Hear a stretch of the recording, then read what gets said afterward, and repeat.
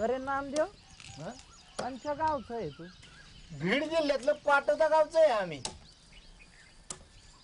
किती लेकर आहेत रे तुझे? एक पोरगा आणि एक पोरगी आहे. त्या बास मग आता बास का आणखी पुढं काही विचार आहे? तर बस कुठलं आलंय, अजून एक पोरग व्हावंसं वाटतंय. असं तुझं म्हणणं आहे का मंडळींचं आहे? समजतच मत आहे. अरे काय समजत, लेकर वाढत जाते तशी गरिबी वाढत जाईन ना रे तुझी. कशाला उघड डोक्याला ताप करून घेतो? नाही ते खरं आहे, पण काय आहे? पण नाही फिन नाही, एक पोरग आणि एक पोरगी बाद झाले. आता त्यांना काही शाळेत फिळेत धाडितो का नाही, काही शिकवितो का नाही?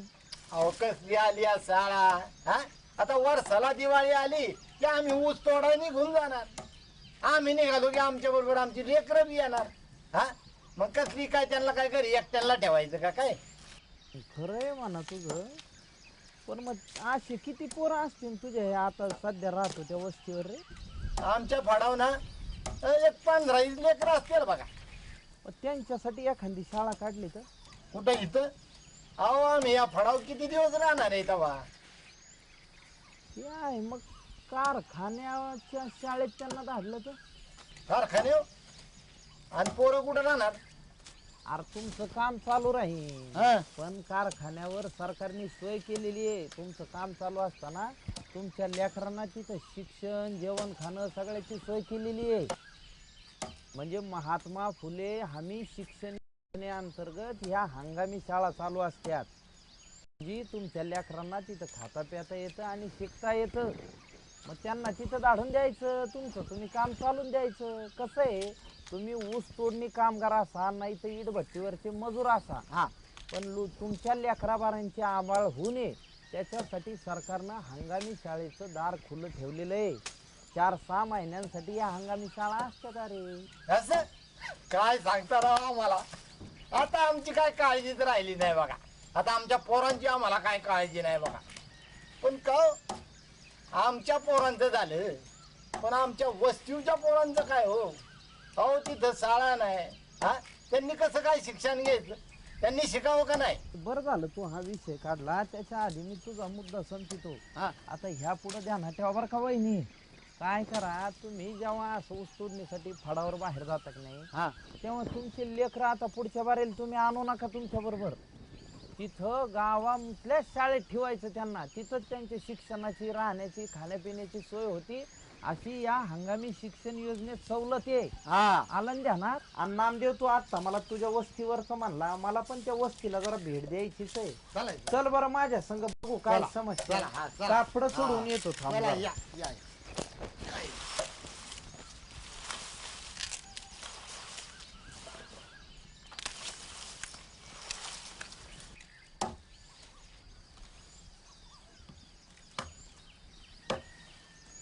चल बरं नामदेव, तुझ्या वस्तीवर जाऊन येऊ जरा.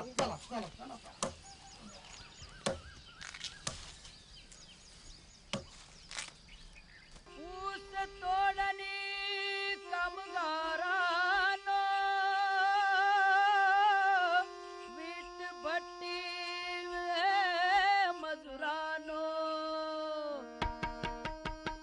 ऊस तोडणी कामगारानो, ऊस तोडणी कामगारानो, वीट भट्टी हे मजुरानो, वीट भट्टी हे मजुरानो. कामासाठी गाव सोडले, कामासाठी गाव सोडले, म्हणून काय झाले, म्हणून काय झाले, म्हणून काय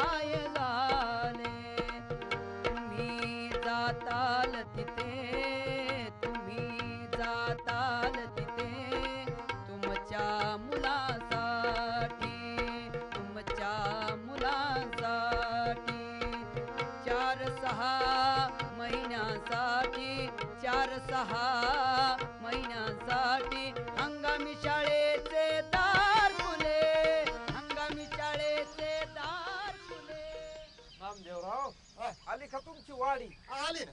काय नाव आहे वाडीचं? या वाडीचं नाव बघा आसनवाडी. किती लोकसंख्या असेल इथली? इथली लोकसंख्या ना जवळजवळ बघा 2-250 असेल बघ. आणि तुम्ही बघा इथं 2-250 लोकसंख्या आहे, पण इथं शाळा कुठे आहे? अहो शाळाच नाही इथं, तर इथल्या पोरांनी काय करायचं हो? हा, कुठं जायचं आणि कुठं शिकावं? आणि शिकायचं म्हणलं ना तर ह्या पोरांना जवळजवळ 2-2.5 किलोमीटर शाळेसाठी पायी जावं लागतंय. दमक्यात हो त्याच्यामध्ये. त्यामुळं काही पोरं जात्यात, काय अर्धेवर सोडत्यात आणि काही तर जात बी नाही. नाही नाही, तुम्ही एवढी काळजी करू नका नामदेवराव. आपण काय करू, हा.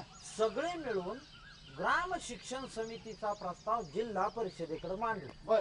तिथला कार्यकारी अधिकारी हा. हा त्या समितीचा अध्यक्ष असतो. मग तो वाडी वस्ती शाळा सुरू करतो. हा. बरोबर आहे हा. का? एखाद्या आदिवासी वस्तीवर 10-15 पोरं जरी असतील, 10 जरी असतील, तरी तिथं सुद्धा वस्ती शाळा सुरू होऊ शकते. समजा तुमच्या गावातल्या लेकरांना नदी आडवी येत असेल, एखादा मोठा नाला आडवा येत हा. असेल, त्यांना पार करून जाणं अडचणीचं होत असेल, हा. तर त्या वस्तीवरच वस्ती शाळा सुरू होऊ शकते. बरं झालं बाबा तुमच्याकडनी मला हे कळालं. आता मी असं करतो, समजांना जमा करतो आणि त्यांना सांगतो की तुम्ही तुमच्या वस्तीवर वस्ती शाळा चालू करा, तुमच्या पोरांना शिकवा आणि देश घडवा. तुम्ही वाडी वस्ती तांड्यावर राहता का? तुमच्या 1 किलोमीटर परिसरात शाळा नाही का? तुमचे लेकरं नद्या नाले ओलांडून शाळेत जातात का? तुमचे पोरं रहदारीचा रस्ता ओलांडून शाळेत जातात का? असं जर असेल आणि तुमच्या वस्तीवर 10 पोरं जरी असतील, तरी तुमच्या वस्तीवर वस्ती शाळा सुरू होऊ शकते. चला तर मग वस्ती शाळेत. वस्ती शाळा नियमित शाळा, वस्ती शाळा नियमित शाळा, वस्ती शाळा नियमित शाळा. हो असेल वस्ती गरिबांची, असेल वस्ती कातकऱ्यांची. हो हो शिक्षण पोरांना देऊ, शिक्षण पोरांना देऊ,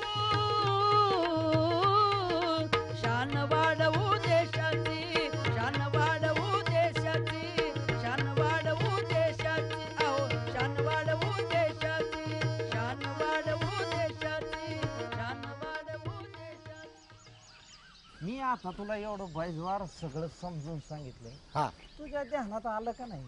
हा हा नाही नाही, काय आहे, ही तुम्ही म्हणल्याप्रमाणे हा ही सर्व जर शिकली हा. तर देशाची शान केवढी वाढेल नाही आपल्या. असे करे धोंड्या कुठं निघाला लेकीला घेऊन?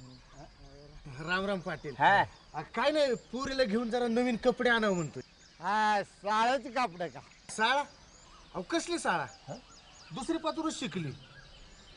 घरच्या अडचणींमुळे नाही जमलं शिकायला, दिली शाळा सोडून. आणि आता शिकायची म्हणते. एवढी मोठी झाली, 12 वर्षाची. आता कोण घेऊन होईल शाळेत? काय तुझी आणि तिची इच्छा असेल तू कोणत्या शाळेत तिला घालता येईल ना. 6 ते 14 वर्षापर्यंत कोणाला बी शाळेत कवा बी शिकता येतं. असं आणि मग माझी पोर ही